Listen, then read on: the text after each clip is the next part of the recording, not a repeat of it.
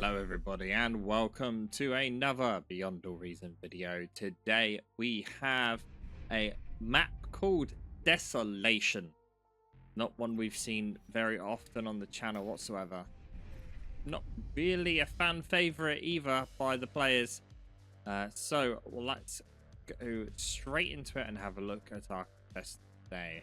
In red, playing as Armada, we have Sashkorin. And in blue, in the top left, we have Randy playing Vortex. Now, I know a lot of games recently we've been showcasing Legion. Legion obviously not here today at all. The next time we'll probably see Legion will be from the replays of the actual tournament itself. So give it a little while for more Legion-based content. Now, both players here are building, Andy with a vehicle lab start and Sashkorin here with a bot start. And as we zoom on out, we can ignore the fact that we've got that selected there. We can see from Randy, we have 2 scouts, constructor, 3 scouts, constructor, 5 incisors. And from Sashkorin, which is a little confusing because the colors are actually opposite of what they are.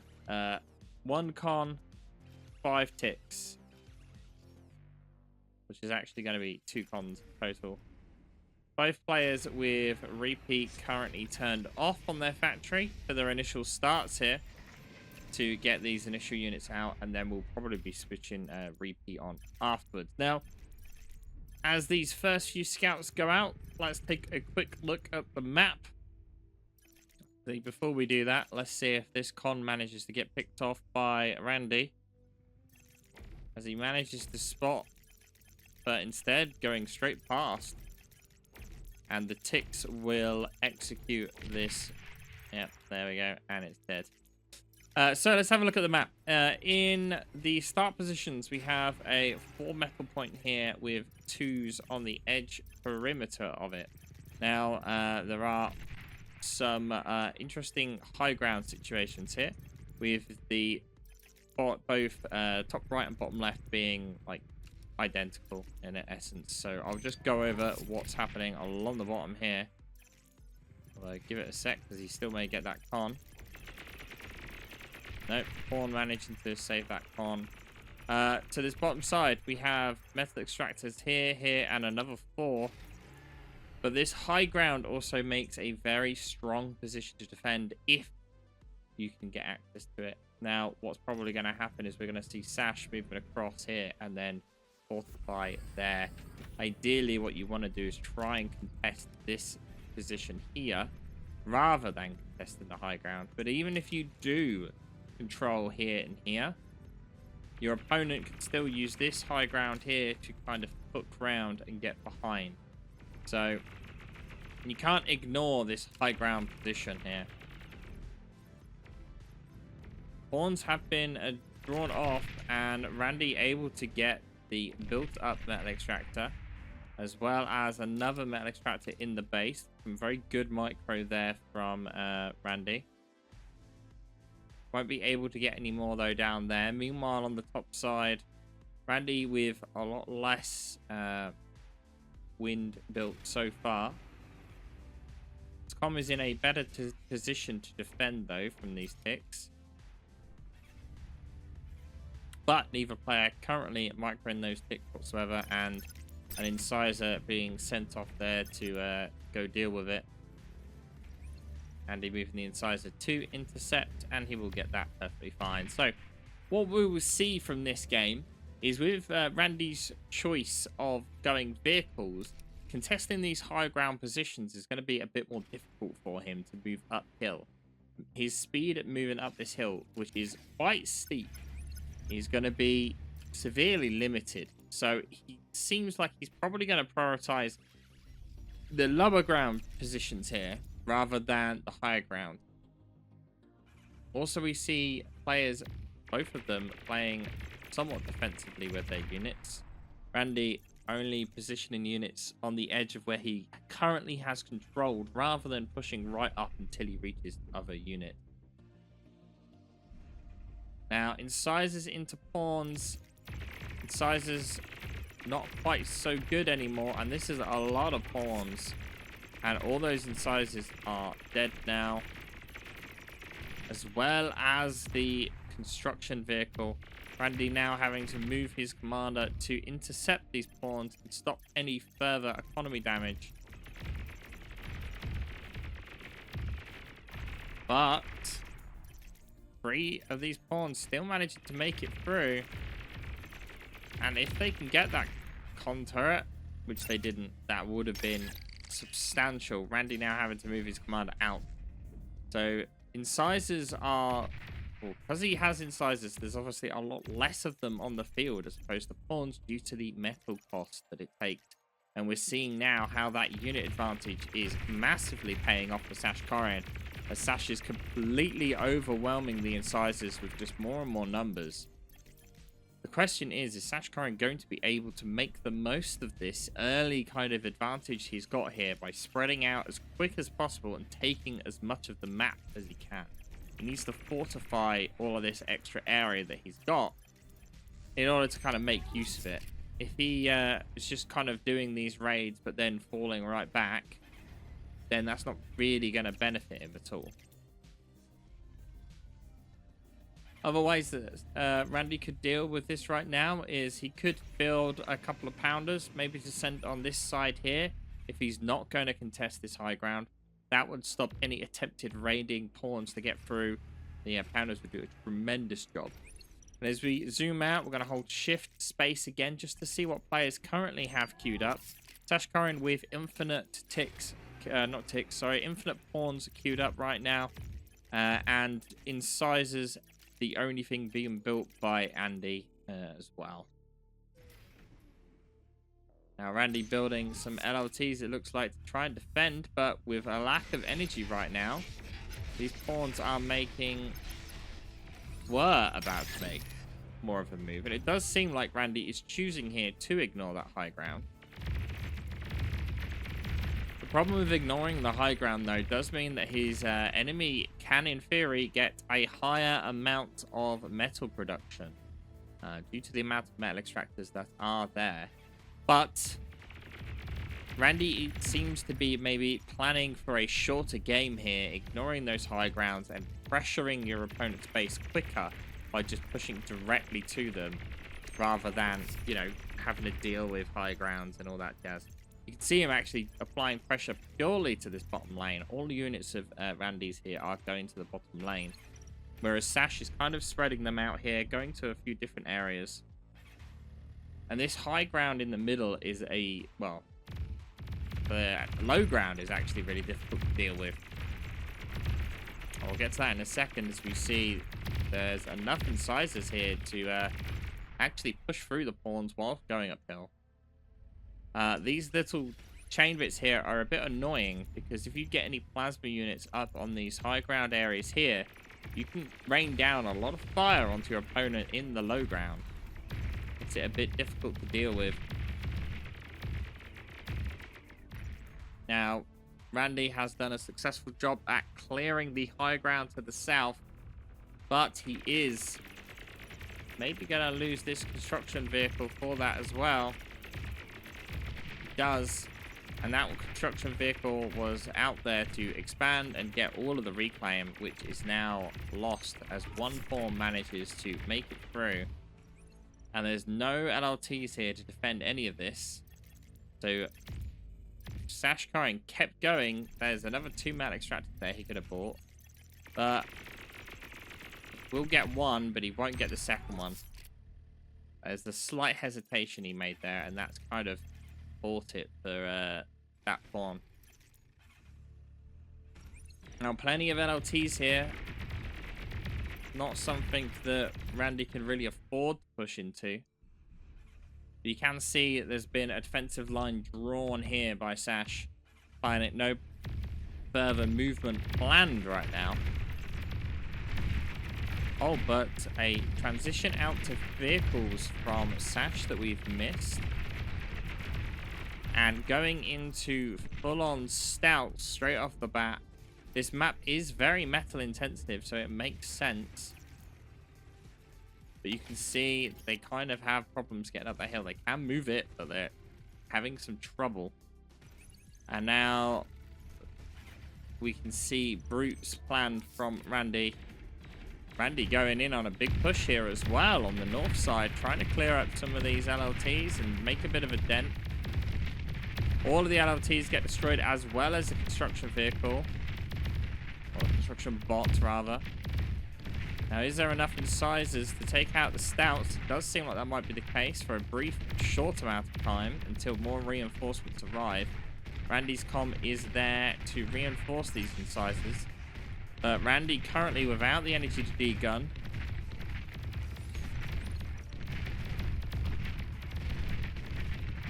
And now Randy forcing him back. That is 2k worth of metal there. A lot of metal, but he will soon be without any units there. He's pushed all of his units down to this bottom side here. And there's plenty of incisors to keep going. As we quickly check this corner, a lot of LLTs being built by these two construction vehicles here just to kind of delay and cause as much hassle for Sashkorin as possible. These incisors here won't be able to do anything, but these four may.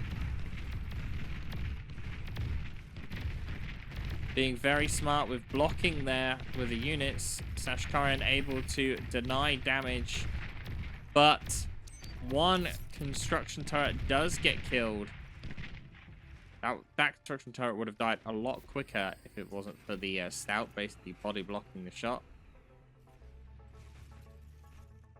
But with so many LLTs here, it's going to be impossible for Sashkorin to walk in.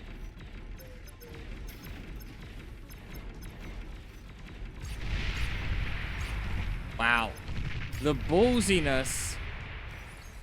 8% health on Sashkorin. That was extremely risky. To be fair, if it wasn't for that fake kind of turret in the way, the double LLT at the back would have been able to fire successfully. But because that blueprint was in the way, it wasn't able to do it, and that kind of kept him alive. That small mistake by Randy was enough. Does Randy manage to get the energy converters? He doesn't notice it in time. But rather than watch that... Oh, no, Randy's fine. The Brute is still alive. Does miss the energy converters. And is just slowly whittling away at the energy production here of Sashkorin. Sashkorin clearly being micro-attacked here. Doesn't have the APM. And this one guy at the back has done tremendous work. Has done plenty of damage. And will die knowing that he did immense value. Meanwhile, Randy does have some LLTs set up to defend. Which will deal with the pawns. And the fresh units off of the production line should be able to do enough to defend Randy here. But he will lose some wins, potentially. No, seems like he actually manages to survive fine there. These forces get mopped up with relative ease. So looking at the fronts, Randy being very, very ballsy here with his very forward position. Very, very close to Sashkorin's base. Sashkorin struggling with energy. Actually, both players currently struggling with energy production. Sashkorin, though, having this high ground after doing a extremely risky D-gun. Back up to 30% health currently. There is a resbot nearby that should probably prioritize on that. But no Janices in the mix here from Sash. Just pure stouts. Pure tank-on-tank action. And probably needs to mix in some other units to kind of deal with that. As we press shift space again, we can see both players just producing tanks, and that is it. Nothing else as of this moment in time.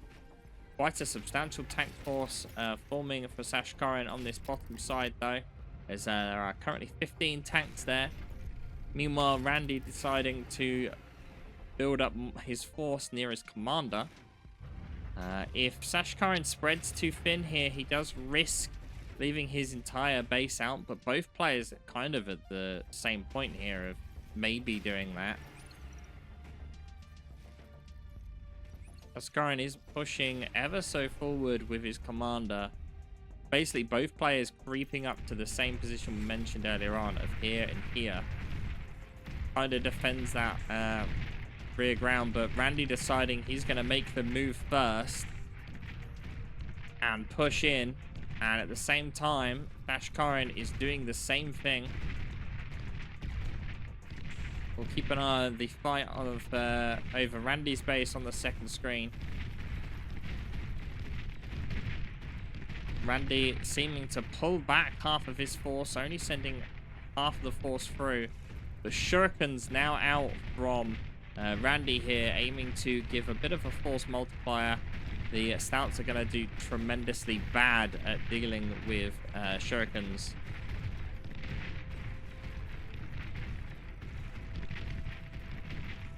And the Shurikens should put an effective stop to that attack. Meanwhile, Randy, though, with the micro all the way over there, not paying attention to his main force. Randy forced to degun a wall over here in order to make a bit of a hole. But Randy's force on Sashkorin's base was able to take out some metal extractors, all three of them. Really call that a big deal. There's that 900 metal there. The Shurikens are on their way into this right-hand side, but Sashkorin having to use D-guns here. Beamers are there. Sashkorin's comm currently not looking too great at 38% health. Seems like Randy choosing not to go in on the commander though right now, and instead just making a bit of a hole. These Shurikens are going to cause problems for Sashkorin, as Randy making great use of them to just get these LLTs to make a clear path for these brutes that have managed to break through. As we ignore this, danger time for Randy as the commander in an extremely precarious situation. There was plenty of units here that could have pushed in on the commander, but instead Sashkorin deciding to go the other way. Bombers now also coming out from Randy. And the problem with these tanks is that basically because they're somewhat equal speed, once they're past you, you can't really catch up to them. The Shurikens are rushing back in an attempt to stop this push by Sashkorin. You can just see how long it now takes to actually EMP anything. Shurikens were recently nerfed, but still able to fulfill their role. And on the second screen, we can see the bombing run. Getting a huge bunch of wins. And the fight's dealt here. Let's switch over to the bombing run. Energy converters are still up. And there goes all the bombers. And the energy converters get killed by the falling bomber. A tremendous amount of economy damage dealt. And now the numbers are very much on Randy's side. 20 minutes into the game. Sashkorin is now forced to invest into air to deal with the, well, invest into air defense at least, to deal with the bombers and the Shurikens. Meanwhile, he's lost quite a few metal extractors all over the place, and Randy's metal extractors in this, especially in the top right, have been very safe. This one bomber that's left now, just going around, just slowly, just picking off metal extractors. You would see stuff happen similar to this in games like Supreme Commando, where you just do some early bombing runs and snipe mexes. Don't quite see it as often in 1v1s. second bar, but still worth it if you can afford to do it. Don't quite know where Randy's going with these units right now. Seems like he's making a push around the left-hand side. This middle ground, as you can see here, is still uncontested whatsoever. And the shurikens will start to lose their strengths as more and more air goes up. See lashers, or sorry, whistlers on the way out from Sashkorin here. They take one missile to kill a shuriken. And that's kind of what I feel like the drones should have been for Legion. But Sashkorin's comm in a precarious situation here, but set up for a tremendous D-gun. And a huge amount of Randy's forces get taken out there. What a tremendous D-gun. And that has put Sashkorin in a very strong position, as all of these 22 tanks now have clear rain to push straight up.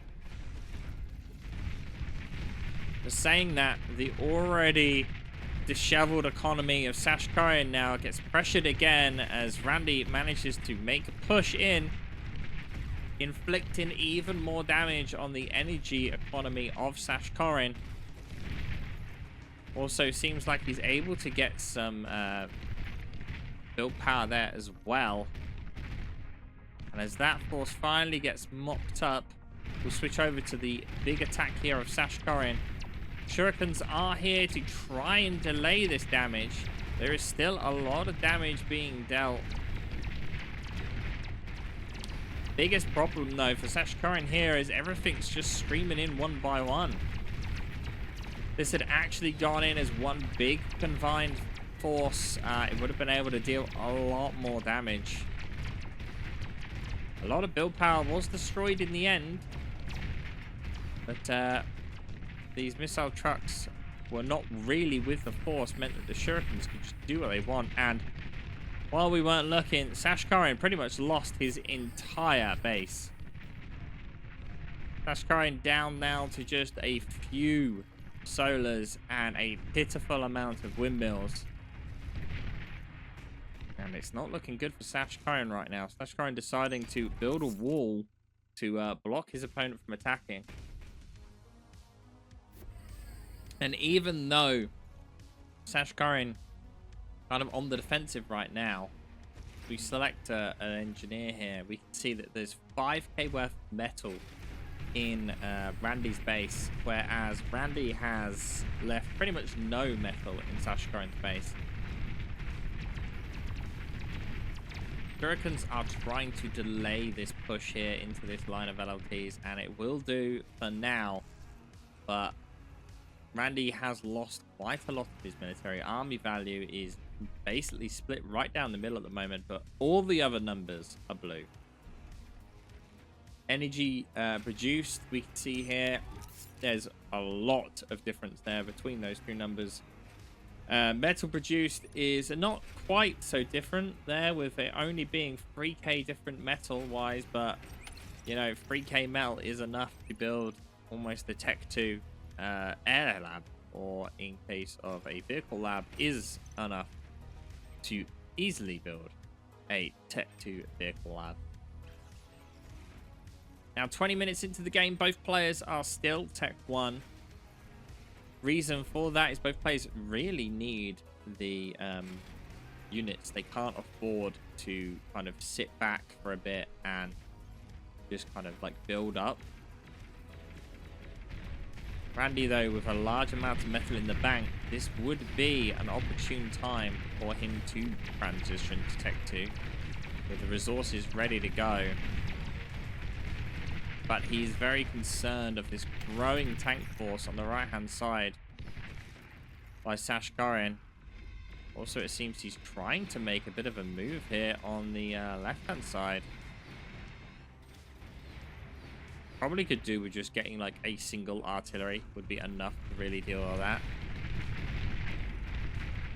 And Randy, knowing that he can't really afford to hold this right side. And as this spectator said, yeah, with the amount of metal he's got, that is a potential right now. Tech 2 would be a good option. Currently, with 4 energy storages, Mr. Randy here, Whereas we see 3 from Sashkorin.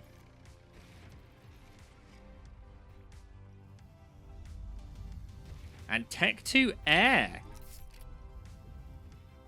Right, okay. Not what I was expecting. But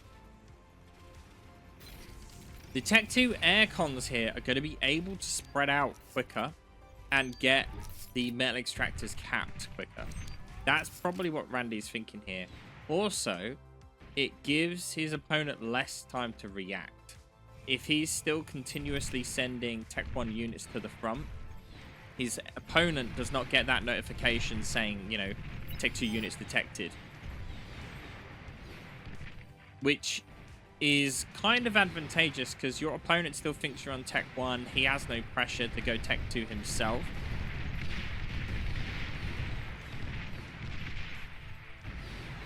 And I feel like there's just that little bit of subterfuge planned here from Randy. Get his economy up in the background. Although he is building gunships, which he is positioning all the way over there.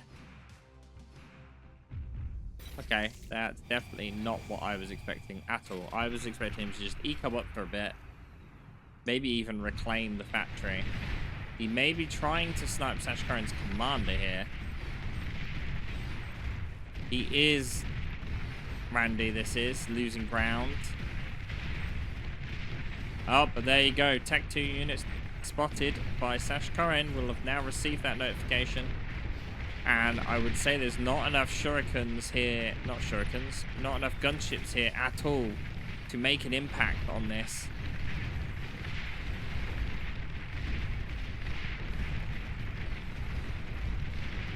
See them just slowly getting whittled down. They are not being controlled or microed here, focusing the whistlers whatsoever. And as the spectators are agreeing here, there is no critical mass of them, and yet he's given away that he's Tech 2. And now, Sashkorin has almost 6k worth of metal to just nom up, and also fighters coming out from Sashkorin as well.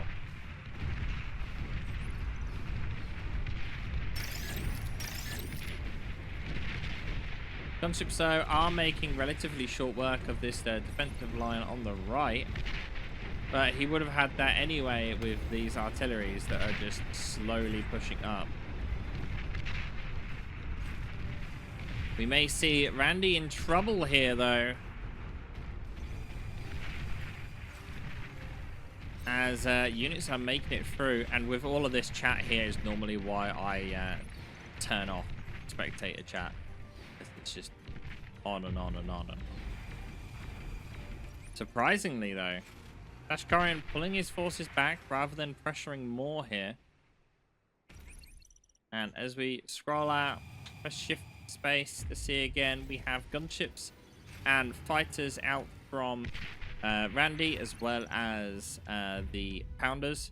And then on the opposite side, we have only air being produced by Sash. But Sash has transitioned to Tech 2 vehicles and is going to be currently producing nothing.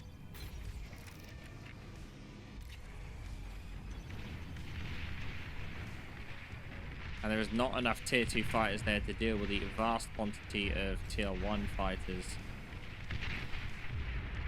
And the gunships here getting mopped up relatively easily.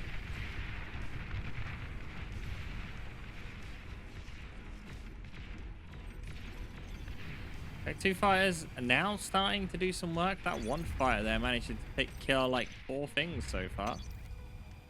As he chases down the fighters. Yeah, he managed to kill like 6 things before running into a flak truck. But now Randy is aware that his opponent is also Tech 2. And with black appearing on the front line, it is going to be more and more difficult to make this Tech 2 work effectively. What we really need to see is some form of maybe transition to Tech 2 vehicles here. Or the use of something a bit heavier, like dragons, or maybe we see a strap bomber run potentially. And interestingly enough, we're also seeing a lot of these pounders, which are normally used to deal with things like, pawns and stuff, but instead being used here maybe to deal more impulse damage to large group of massed tanks. Now, 30-minute mark, both players are Tech 2, but the trajectory of this game has shifted significantly. Sashkorin in a much stronger position here. Randy throwing away gunships. And it does seem like he's now realized that Air's not the best play and is reclaiming. Probably going to go Tech 2 vehicles. You can see he's switched his production here to get a Tech 2 constructor vehicle out, and then is also reclaiming that straight away. And there you go, Tech 2 vehicle lab being built here. What we're going to see out of that Tech 2 vehicle lab, who knows? With the recent buff to... Oh, okay. Glad to say, with the recent buff to Banishers, it wouldn't surprise me if we're going to see Banishers, but he could bait the shots with the Tech 1 Air. But no, Zars. The Tech 1 destroyers making their way onto the field. But this one Tech 2 aircraft still alive is given that bit of an eco buff. But as you can see here, metal produced is currently even. That includes reclaim on this metal produced number. Energy produced is only just advantage Randy, but when it comes to sheer numbers right now, it's currently advantage Sashkorin, and if it stays that way, it will continue to do so. The early production of this fusion is giving Sashkorin all of the energy he needs, whereas when we select Randy here, you can see his energy not quite as high. Randy actually with no energy converters whatsoever, as opposed to over here, the start building of energy converters. He did have a few of them, Sash, but obviously lost them a while ago. Meanwhile, this high ground still not controlled by either person. You could kind of argue that it is in Sashkorin's hands by the fact that there are no blue units up there and just this one tank kind of holding the line. But about to see the Tsar fire off their shots. And instantly, Sash knows to turn around. Already 2 Zars out, and now Tigers being produced by Randy. The wall on the left side here just completely stopped anything from going. The metal extractors aren't even capped up. There's like nothing there, just the wall and 2 flaks. Yeah, just being left as a no man's land as both players prioritize their attacks here. I'll be interested to see if Randy moves this Tsar like up here to just rain shots down from above. He could probably even reach these metal extractors, and that would put it in a very strong position to hit any like reinforcing units. I feel like though Randy's kind of baiting an attack. What he wants is he wants the Zars to push in, and then we'll see the Pounders do the stagger damage, keeping the units in place for the Zars to rain fire down upon them.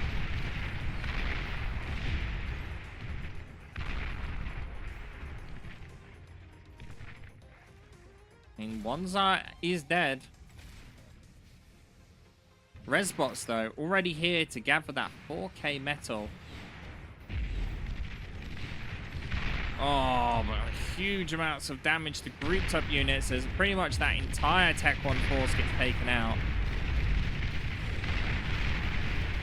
Maintaining correct distance of units is the only way you can really deal with Zars.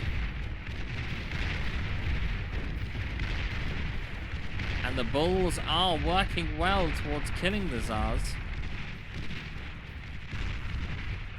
But the Resbots here are resurrecting everything rather than reclaiming it.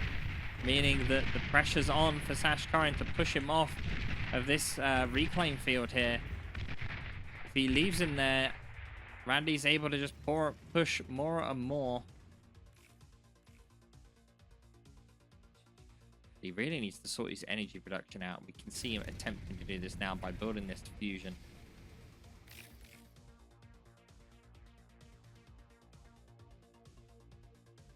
Autopilot, clearly a big Cortex fan.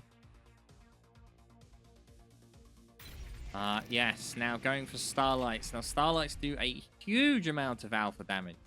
But the big caveat to them is that they need units in front of them. And right now, although Sashkorin does have a bit of a wall of bulls, we saw how quickly those bulls got killed.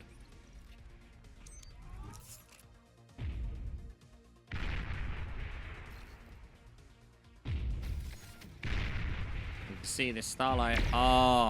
The great play though by Randy here as he mixes in some grunts purely to tank shots of things like Starlights.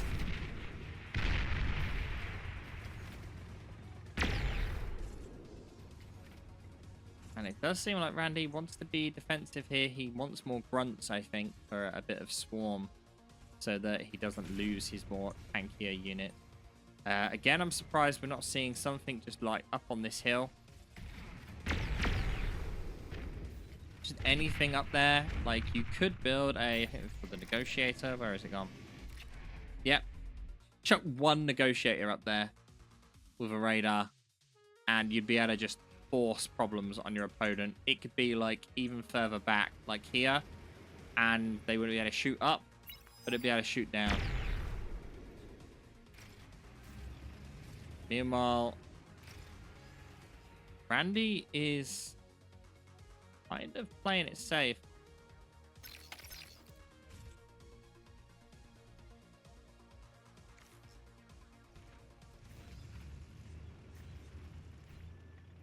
Numbers economy-wise, this is the thing. Economy-wise, Randy is in not a good spot. He's behind on all economy. Metal produced, you can see here, 96% difference in metal produced purely because of all of these corner metal extractors. It's just the longer he leaves this, the worse position he's in.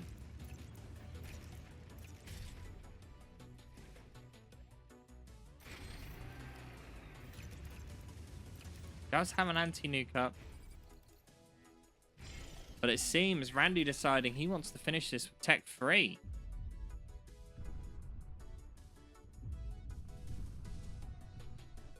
He does really need to get these extractors up on the high ground though. And it does look like he's happy to kind of just play for space at the moment.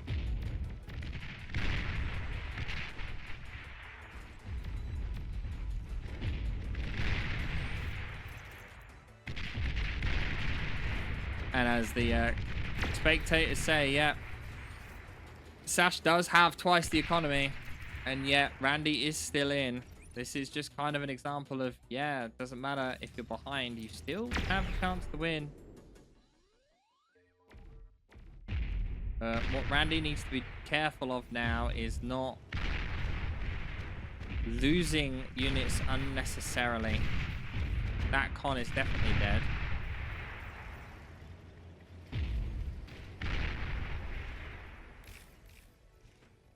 We can see a stop of air production here by Sashkorin, stop of anti-air production as well.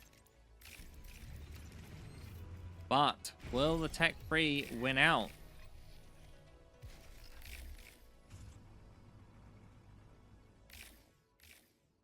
As we see Krakenafs being built here as well, which is a bit of an interesting choice. Part of me was expecting a catapult to deal with the Starlights maybe, but he's got pawns to soak up the shot, so maybe just straight up Shivas. But no.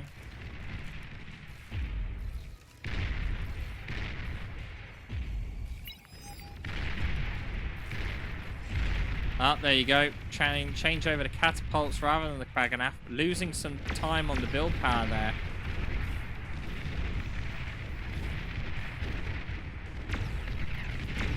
Not wanted to be baited in here. Some units, though, coming from behind, positioning the Starlight's in a difficult position. That force will get choked up by the reinforcements, but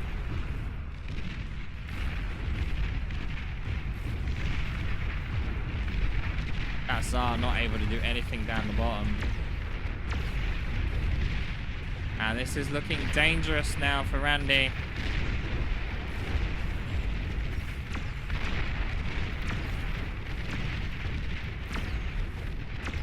The Starlight's able to do tremendous amount of damage. That catapult now caught out in the open.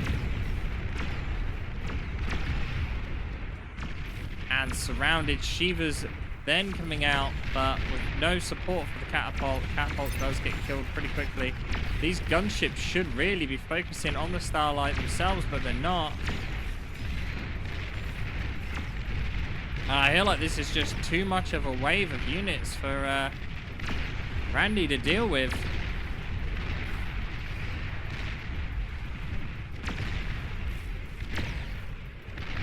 And that tier 3 transition, I think, has been the death of Randy, and Randy calling the GG.